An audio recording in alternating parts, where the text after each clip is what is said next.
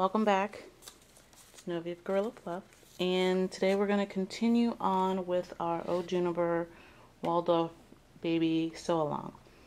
Yesterday we went through forming the doll head from scratch, and today we are going to be focusing on sewing the body parts and stuffing them.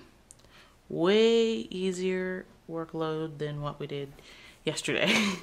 So the first thing you're going to need to do is cut out the pattern pieces. You should have an arm.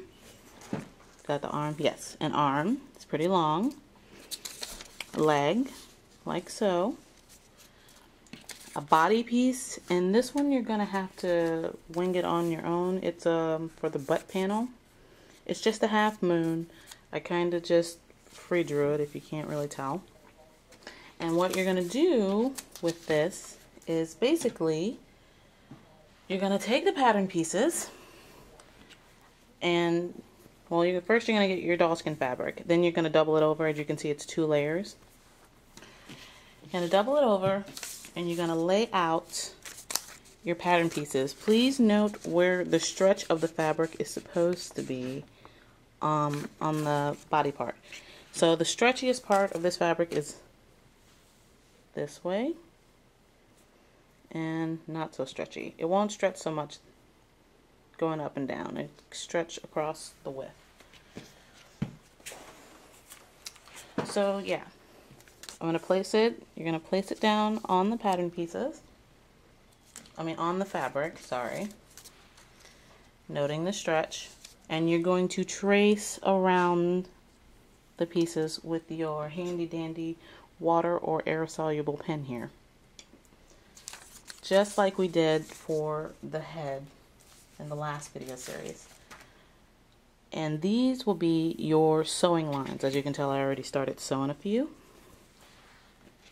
And then the body part, again, 2 layers. Lay the fabric down, put the piece over it, trace around it.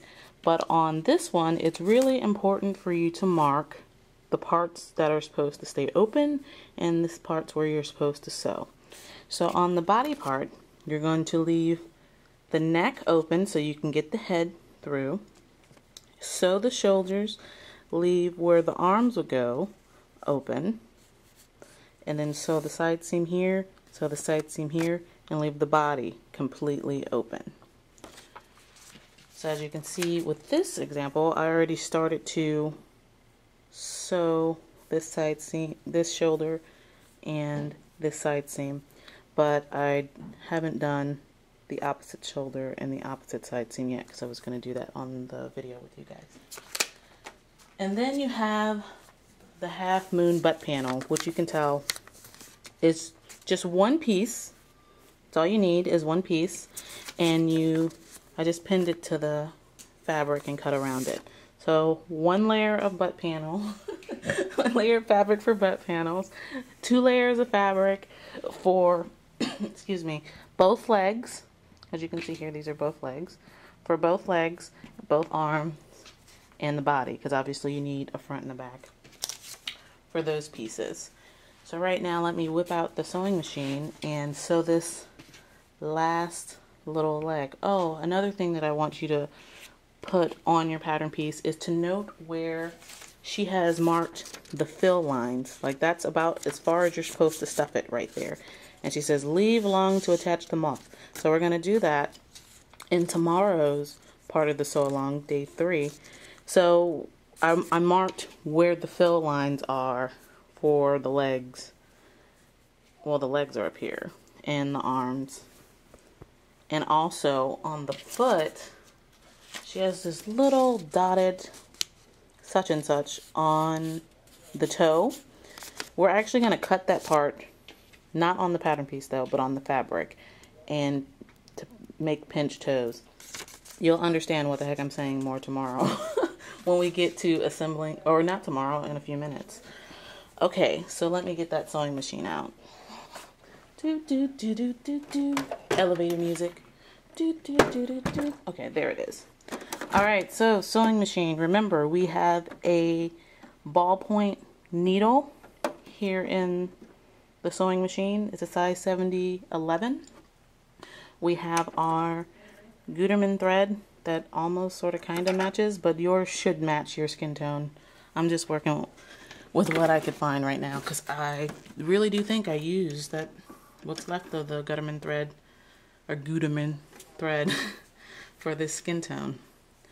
Alrighty, and again, this is just a regular Brother LS 2125i. It's very basic. It doesn't have any like computer attachment. If I want to change the stitch, I have to turn a knob, and you can use a zigzag stitch or you can use a straight stitch, but yeah, my machine has a really fickle zigzag stitch, so I'm using just a regular straight stitch with proper tension and hope and pray to God that the seams don't pop because this machine is very fickle. Alright, so you're going to line up your needle with your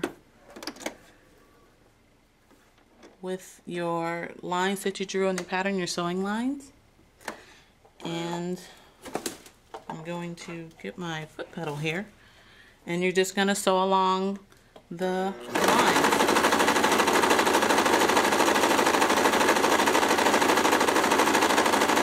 Through both layers of the fabric.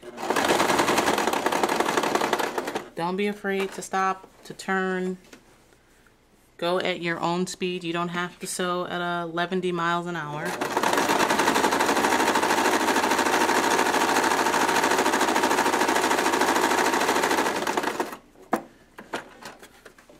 Turn a little bit.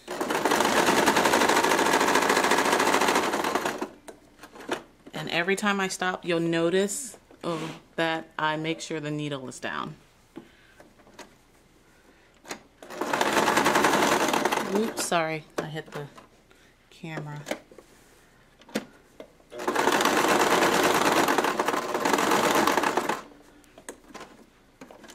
I'll turn this again.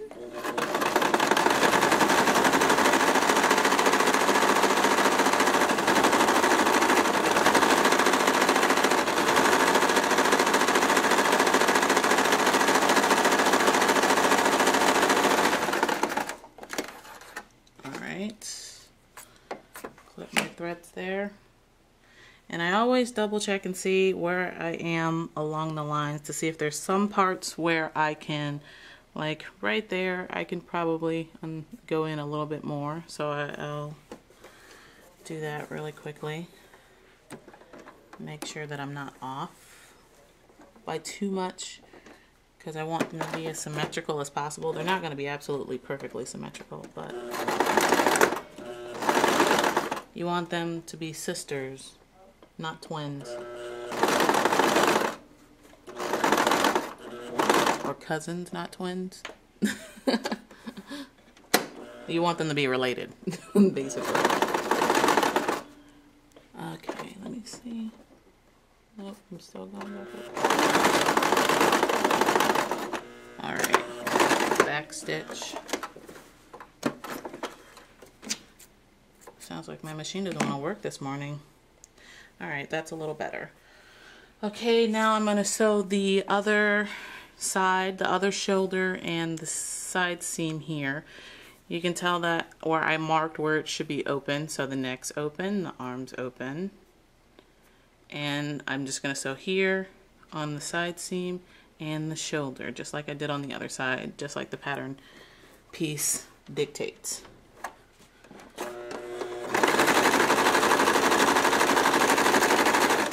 Don't forget to back stitch, folks. Oh, really? Lost my thread. Let me rethread this really quickly. It happens. Threads pop out. They don't. Sometimes it has a mind of its own. So just, that happens. Rethread that bad boy and carry on. Oh.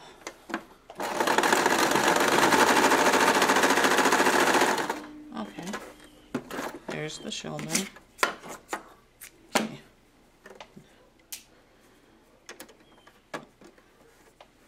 And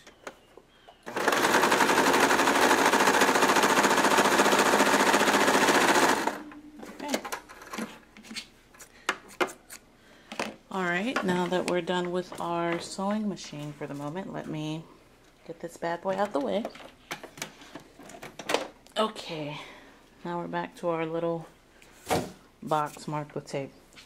Now what you do is you're going to cut around the pieces. Again, 1/4 of an inch away.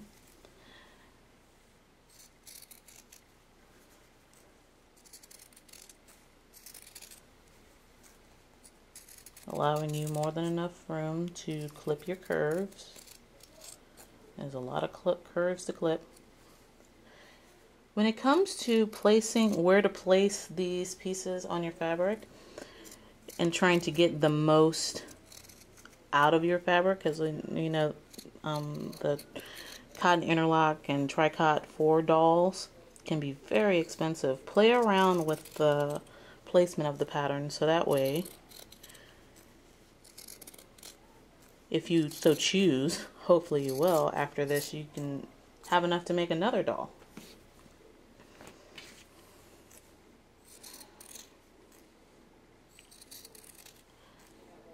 Try and get the most bang for your buck there.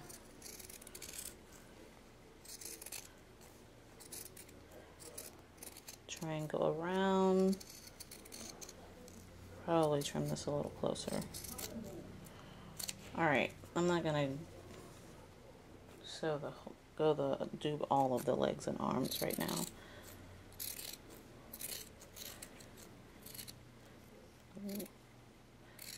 Okay. I just clip across the excess on top. Oh wait, yeah. I guess I'm gonna have to bring back the sewing machine. I forgot to do the butt panel. Okay, but let me trim out the body because you're gonna need the body for this. I can get this right.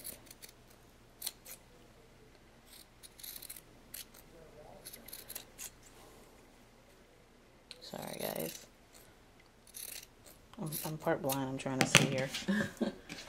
Alright, so you have this body piece, random, and as you can see, there are my holes for my arms and my head. But you need to add a butt panel. So how are you going to go about doing that? Well, basically, you are going to pin down this piece to this panel. It's not going to, obviously, it's not going to fit this huge piece of fabric, but you want to make sure your butt panel piece is bigger than the actual piece, because it's better to have it bigger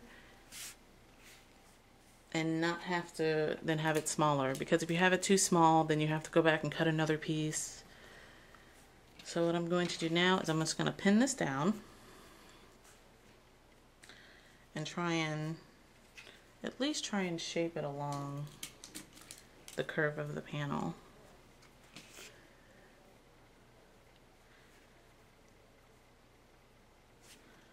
Try and get that there. This is where your pins come in. Whoops. Let's see, how's that gonna go?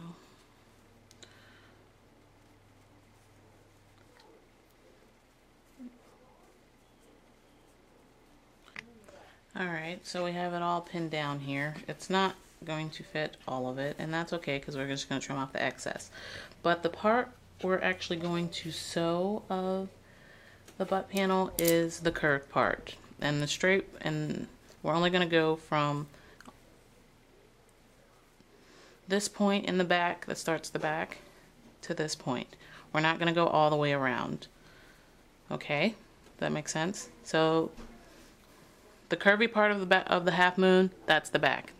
That's where the butt panel starts. And this front part here, we're not going to sew with the sewing machine because you need a place. See, curved part, back. This is going to be the front. That's where you're going to put in the legs when we get to tomorrow assembling the body. So back part, that's where the butt is. Front part, leave open. Or the front half, leave open. Let me get this leg and deal with this pointy toe. So you remember that line she had us draw on our foot from the pattern? See, that little line? Well, don't cry, but you're gonna cut it. And you're actually going to, you see, I cut it. Don't cry, it'll be fine. And you're actually going to pull the two layers apart like this. Line up the seams, honey, line up the seams. And you're going to pin it so it'll stay in place. And when I bring back up that sewing machine, we're gonna stitch it. Stitch right there across that, right there. So let me bring back the sewing machine really quickly so we can get to sewing the butt panel and stitching that foot to make a toe.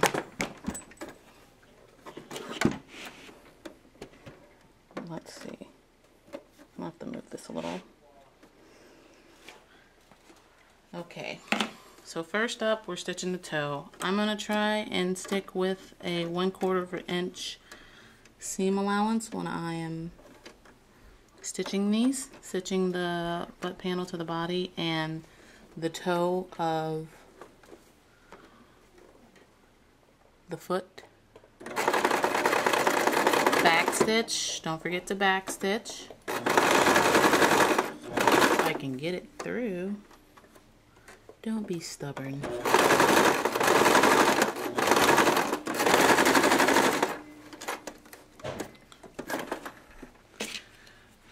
Okay, survey says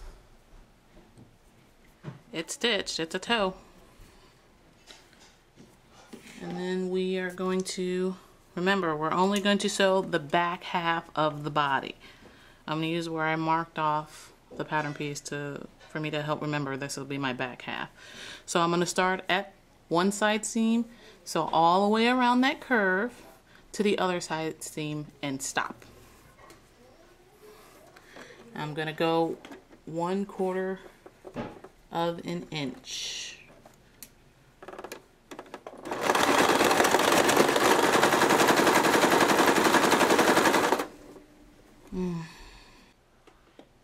Okay, there we go.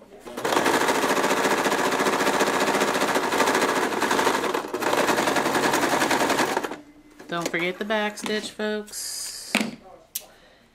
And basically that's all you're gonna do with this body piece for right now. I'm just gonna turn it right side out just to see what it looks like. Yeah, see, that's all you're gonna do with the body piece for right now. And look, you have a little butt panel, so your baby can sit down. See? You see it?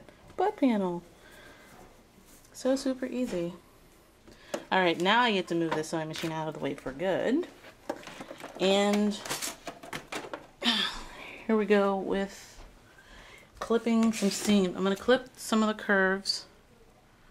I would really prefer if you had thread scissors to use those instead of using these super huge scissors that I have here.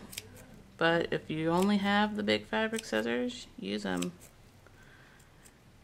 So I'm clipping around the curves so it sits better. Okay.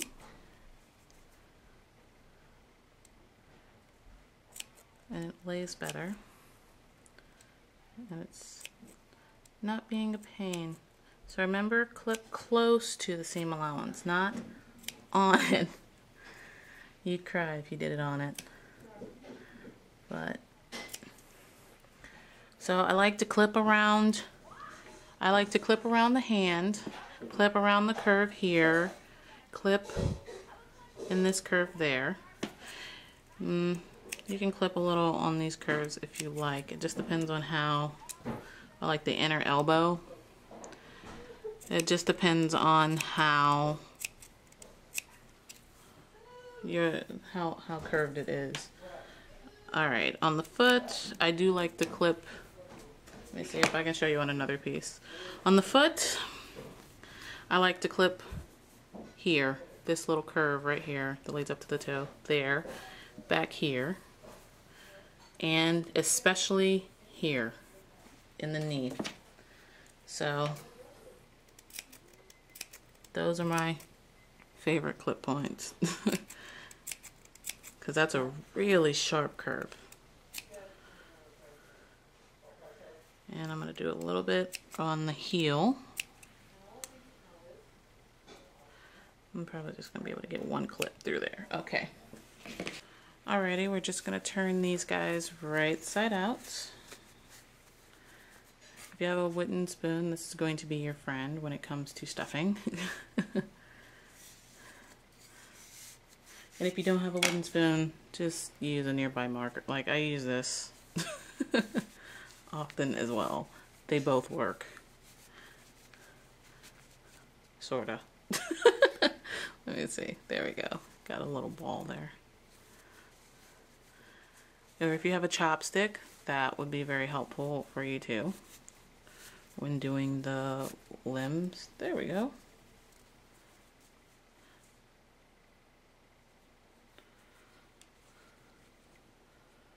Okay then. Alright, so we have a little foot. Little foot.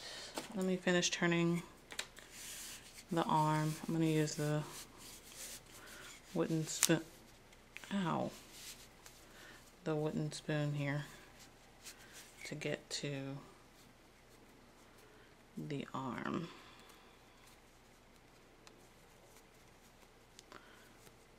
Sometimes stuff just don't want to work. Now, if you're super concerned about how big, little thumb, how big this arm is, remember, don't worry, because we are only filling up, we're only stuffing to around here. So basically, let's see, 4 inches down from the top, that's about as far as we're filling. We're only stuffing up to here. Oh, sorry, not in the frame. We're only stuffing up to here. Okay, so stuffing. There are several different ways that you can go about stuffing. Some people like the chopstick technique where they would take, if I can get a piece of batting to their own specified measurements, and they would get a chopstick and they would roll it. Obviously they wouldn't use one this big, but I'm just using this for educational purposes, just trying to show you. They would roll it and use the roll to stuff into their chosen limb. Some people, usually what I would expect you to do from not knowing how to sew Waldorf doll is like just take these little balled up pieces and just stuff them up in there. You don't want to take little pieces like this or little pieces with folds and such like that and stuff it in there, because it's going to make a very lumpy, dumpy doll. I mean, it'll look beautiful, it'll just have lumpy limbs. So the way that I do it is I take these pieces like that big. I take these pieces and I I actually learned this from a fellow doll maker. She has her own YouTube video showing how to do this. I'll put it in the links below. And she takes, well, when you start off with a foot, I'm going to do the hand. When you start off with a foot or hand like this, you don't want to have a huge chunk. You're just trying to start to fill up the hand. So I take this and I start placing it inside of here. And I put my thumb in there, so it kind of makes a little tunnel. You see the tunnel? And then I just take the wooden spoon and carry it on down to the arm.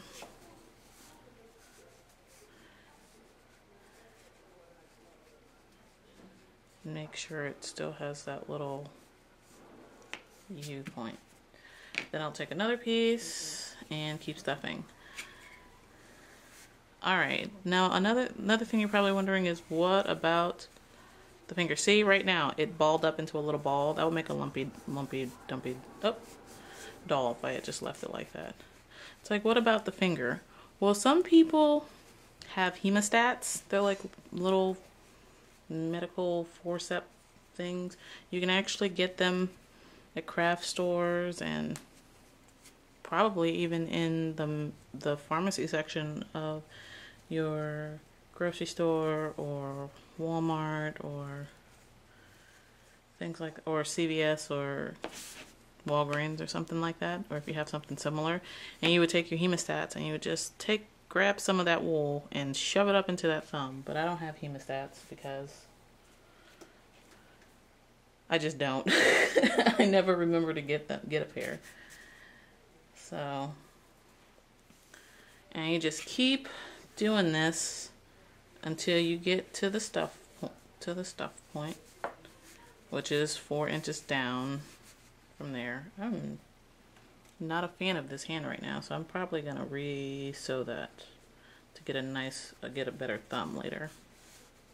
But yeah, that's basically all you do, and you keep doing that until you get to the top, to the stuff line, which when the arms are 4 inches down. So basically, when you get to the point where it's all stuffed, you would hold in that stuffing with a pen and set it aside until you need it. But obviously it will be stuffed all the way up there, not just to the point where I stopped. And you would do the same thing for your leg, because as you can see, if I can find it, it also has a stuff line. And that's pretty much it for today. That's all you're doing. You're stitching your pieces together and you're stuffing them and you're putting them all together, including your head and your body pieces all together until tomorrow, where we're going to start assembling it all together.